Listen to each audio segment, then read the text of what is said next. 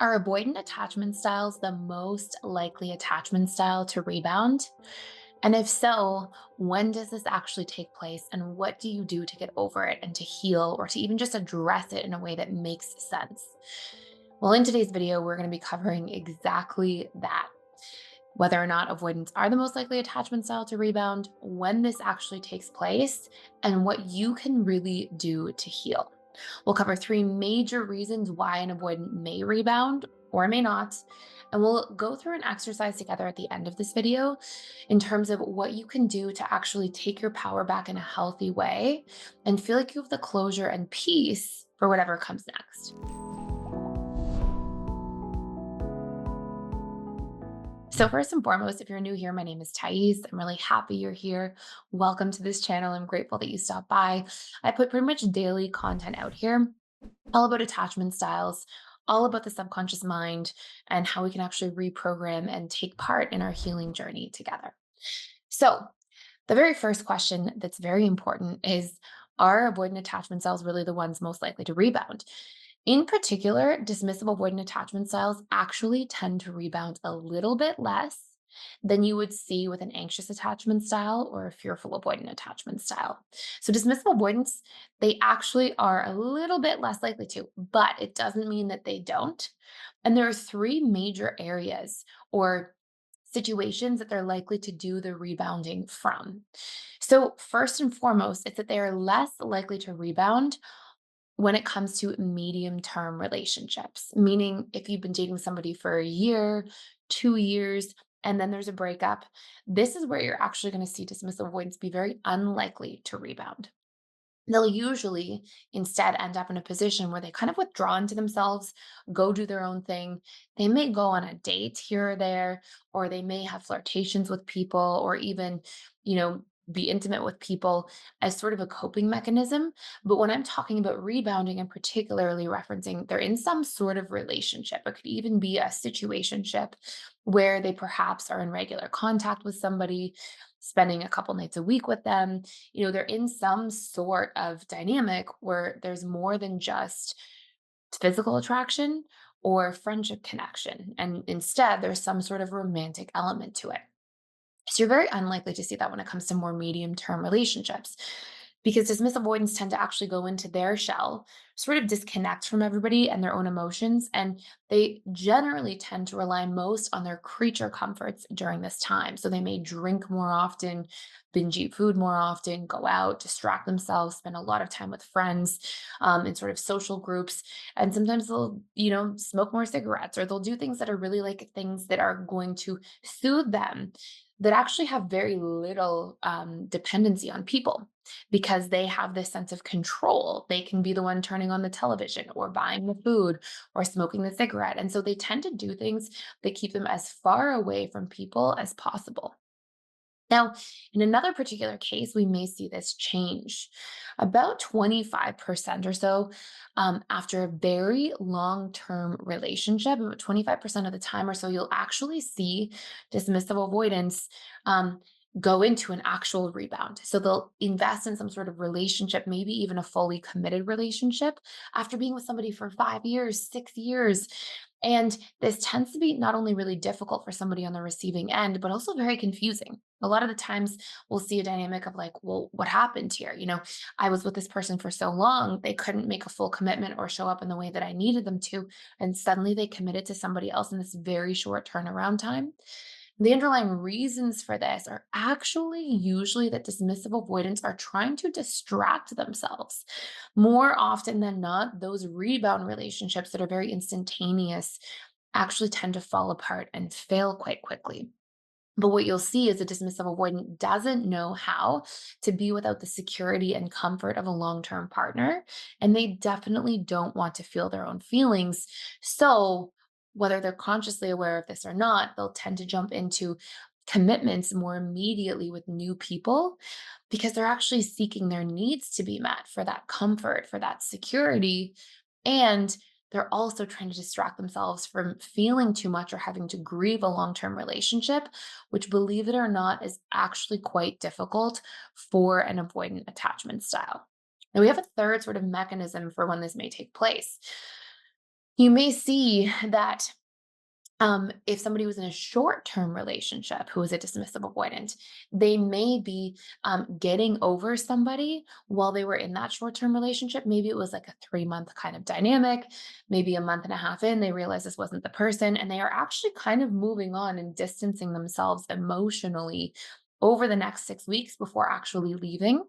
And so they try to essentially make their own healing process easier on themselves by moving away from something that may not have been quite serious. The other variation you would see here would be that they're in a medium term relationship again, have realized, let's say a year into it, and it's a year and a half that they've been together with the person. A year into it, they're like, this isn't really the right person. And they may be distracting themselves in many different ways or even open to different connections for that continuing 6 months, but they're waiting for the other shoe to drop before they really exit the relationship in full. And in that particular case, you may see that there's even some sort of emotional connection they built with somebody outside of the relationship before, which I'm obviously not condoning and obviously isn't the best way of doing these things. Now, that speaks again to the coping mechanisms. And that speaks again to them on a deeper level, not really being that ready to be on their own, even though they're good self soothers in the way that we would traditionally think of it, where they soothe on their own. We could make a really good argument that dismissive avoidants aren't actually soothing themselves. They're numbing themselves. They're really going to external sources that may not have to do with other people, but they're really outsourcing their soothing through, again, food or alcohol or substances or television or video games or all these external things that kind of numb and distract them and allow them to repress their own relationship to their feelings, but have some sort of soothing component in the process.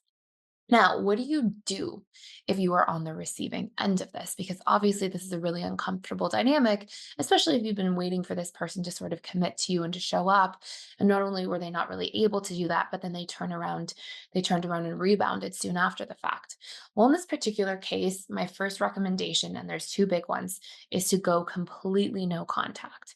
No contact is really important in a post relationship, and this is not me saying that if somebody's rebounded that you should do this, but sometimes it does give somebody the peace of mind to know this if they're exiting a relationship with an avoidant attachment style. And it's that when you truly go no contact, you're in the most likely position about 5 or 6 weeks into no contact for the dismissive avoidant to realize that they miss you or that they lost out, because they tend to operate in this feelings minus fears paradigm where they can fear conflict if you're on the rocks, or they can fear a lack of harmony or being trapped in the wrong relationship, or they can fear being stuck in a situation where they can't communicate their needs or get their needs met. But when you move away from that person and you truly hold no contact, what happens instead is they actually get out of the space of their fears. There's nothing to fear if you're not in this committed relationship. And they actually access more of their feelings side of things. They start to realize, wow, I really did have feelings for this person, or I might miss this person. And so not only will no contact serve you, and that's the main purpose of it, for you to be able to actually take space and process and work on you and your healing, but it also makes them the most likely to regret their decision if they ever were going to. And then we go into the second major thing that we can do, which is our actual breakup healing. Now, when we go through the grieving process post breakup of losing somebody, there are very particular things that we are actually grieving. We are generally grieving unmet needs that were being deeply met in a relationship. And what I mean by this is that we tend to see that if needs are missing from a relationship dynamic, then we will seek to fulfill them. You can see this very obviously in a number of cases, but you can see when normally people go through a breakup, a lot of times we're missing our connection needs from a partner.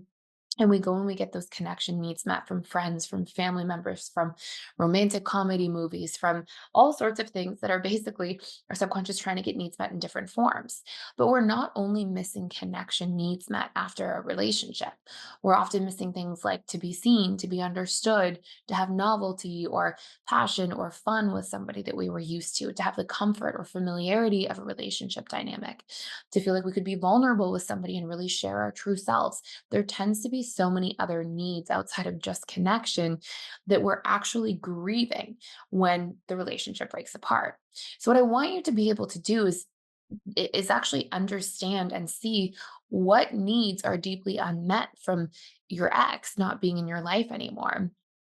And the more you can assess what those needs are and come up with healthy strategies to get them met as quickly as possible, you end up filling the void that was left behind by a person, which in turn enables you to not grieve. When we experience grief post breakup, we're actually grieving the void of those needs being gone. Now, there's a little more to this process. Sometimes we tell ourselves really painful breakup stories like, I'll never find somebody like this again. I'll never be loved like this again. I'll be alone forever. We have to go in there and we have to question those stories and really clean them up because those stories will keep us trapped in being connected to somebody that may not actually be for us. But it's really powerful healing work to do. Now, if you want to do a much deeper dive and really take some huge strides towards healing from a breakup more quickly, you can actually check out a course fully for free called How to Heal from a Breakup. And we actually cover and target principles of grief and how to heal from the grieving process and actually move the needle on these things in a much more detailed way with worksheets, workbooks. You can come into the webinars. I'm in there 3 days a week. You can ask me any personal questions you have. We have like these open support group spaces literally every day of the week if you need extra support as you're moving through this. But I will put a link that you can access our platform and this course fully for free just for a limited time down below. And I hope you enjoy it. I hope you enjoy this video. I hope this is helpful and supportive to you. And thank you so much for watching.